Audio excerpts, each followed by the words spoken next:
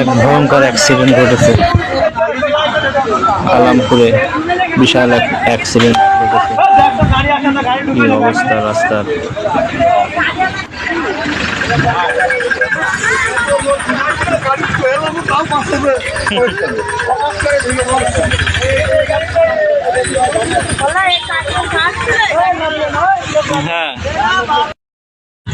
হ্যাঁ আমাদের দেশের রাস্তাগুলো না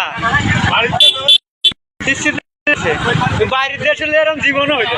তার বাড়ি হাসাদা, চিন্তা কর বলে হাসাদা এই গাছে মনে হয় চেঁচা লেগেছে না? গাছে শেষা লেগে বুঝে এই গাছ এই জায়গা ছিল গাছের সাথে বললাম যে গাছে তো কাটা খেয়েছে এই টাকা কি একটা কাজ কোন তোর বাপ ছেলে মেয়ে দেখো